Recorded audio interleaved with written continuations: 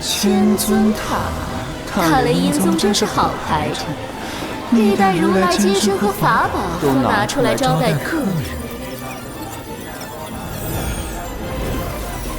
可惜不够看，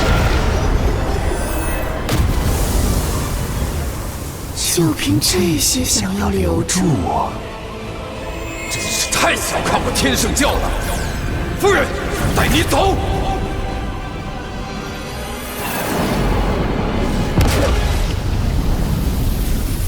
我降服厉教主期间，还望秦教主能够留在大雷音宗，化解心中戾气，将来少造些杀孽。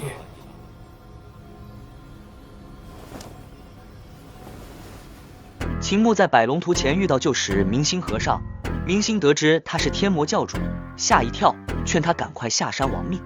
秦牧说：“不必，老如来留他做客。”净明老和尚故意大声点出秦牧身份，众僧跃跃欲试，要降妖除魔。一个僧人上前要与秦牧辩法，秦牧问他：“四大皆空了吗？”僧人说：“没有。”秦牧说：“一窍不通，辩什么法？让他退下。”第二个僧人讲真善美，秦牧问他：“是如来吗？不是如来便不真，退下。”第三个僧人讲无上正等正觉，秦牧问他：“得了吗？”又退下。第四个僧人改讲世俗，秦牧反问：“若人人是佛，不是生产不嫁娶，100年后人种灭绝，与佛何怨？”僧人恼怒，秦牧又说：“山下佛寺用麻药为异兽欺骗世人，让他去清理门户。”僧人嗔怒要动手，秦牧问他：“佛经许杀生吗？”又追问：“草和粮食也是生命，你每天吃掉多少生命？”随即施展造化的员工，让花种绽放。问：“花美吗？”僧人痴迷说：“美。”秦牧说：“花的种子与粮食一样，你吃了多少，何时偿还？”那僧人面色灰败，竟燃起业火自焚，化作骨灰滋养鲜花。秦牧环顾四周，还有哪位要变法？众僧沉默，有人喊他是魔，妖言惑众，杀了星空师兄，群情激愤要杀他。秦牧大笑说：“变法讲不过就讲教义，教义讲不过就讲杀生，杀生讲不过就杀他，还修什么佛？退下还俗去吧。”一些僧人果然掉头下山。秦牧精神大振，到头来还不是要打？谁来送死？明星连忙上前，眨眨眼，低声道：“你多打几招，然后认输，他们就不好意思打死你了。”明星施展雷音八式，秦牧同样以雷音八式对敌，招式精妙远超明星。千手佛陀施展出来，胜过4中8、9成僧人。明星的如来大乘经处处破绽，秦牧一一指点，却不伤他。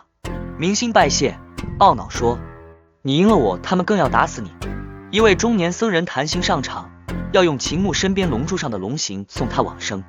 秦牧以相同龙形、相同的9龙御风雷迎战，45道龙镜变化莫测，将弹行破解，龙镜穿胸而过。秦牧摇头：“你若没有杀意，我还可以留手。”又有僧人指责他用魔道功法，秦牧说：“雷音八式是魔道吗？”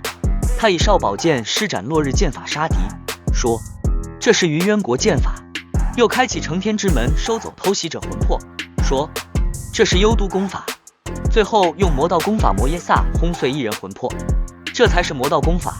我根本不擅长魔道功法。众僧蜂拥杀来，秦牧化身千手佛陀，将他们打飞，撞断龙柱。马爷和瞎子在场震慑，净明老和尚不敢轻举妄动，只得喝退众僧。秦牧对明星说：“如果寺里容不下你，就去江湖寻找自己的真如。”他点着明星的心口和眉心：“你这里住着真佛，这里住着伪佛，不要让信仰成为你的魔，多出去走走，看别人做什么，不要只看佛经。”明星若有所思。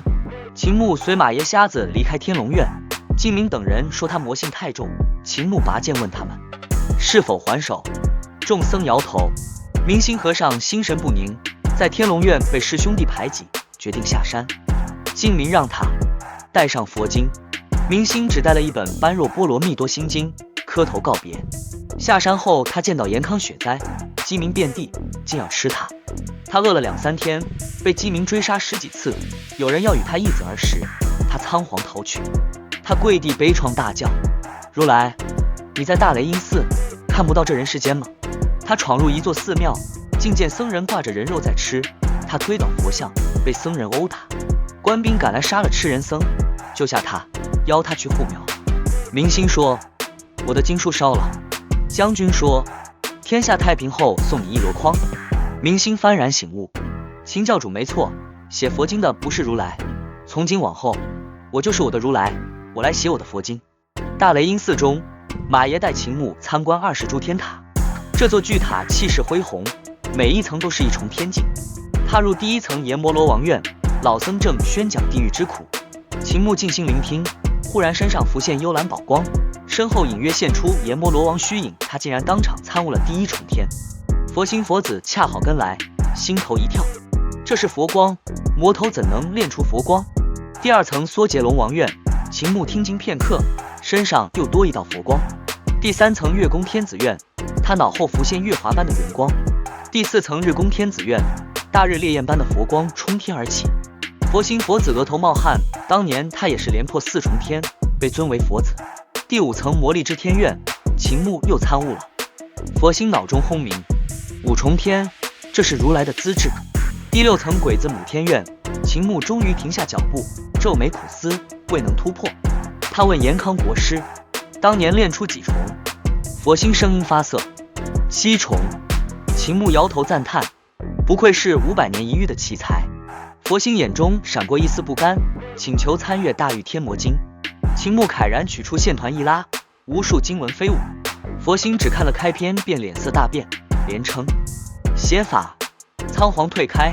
秦牧收起经文，微微一笑。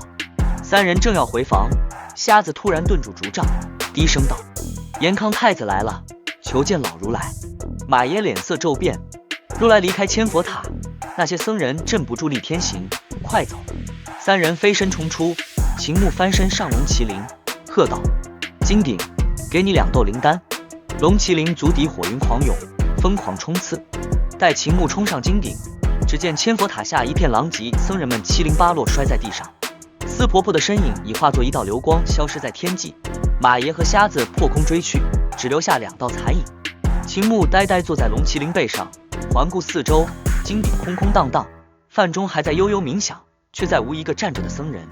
少年怔了片刻，悻悻道：“只身入敌营的感觉真不妙，没有大人在身后撑腰。”大雄宝殿中，老如来刚刚落座，严康太子便起身行礼。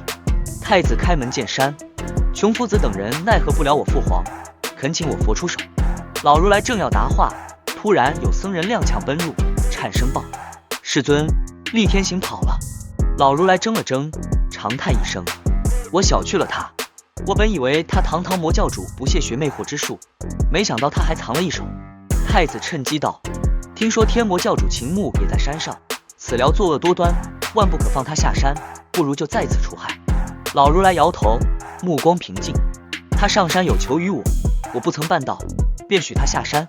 我大雷音寺做事，不能像魔头。”太子还欲再劝，佛心佛子起身道：“世尊，我去送秦教主下山。”老如来点头，转向太子，眼中金光一闪：“太子的来意我已知晓，陛下的9龙帝王功已练到极致，天底下能奈何他的人不多，老僧算是一个，此事容后再议。”太子只得按下话头。而此时，秦牧在佛心的护送下，踏着夕阳走下须弥山，身后钟声悠悠，前方路漫且长。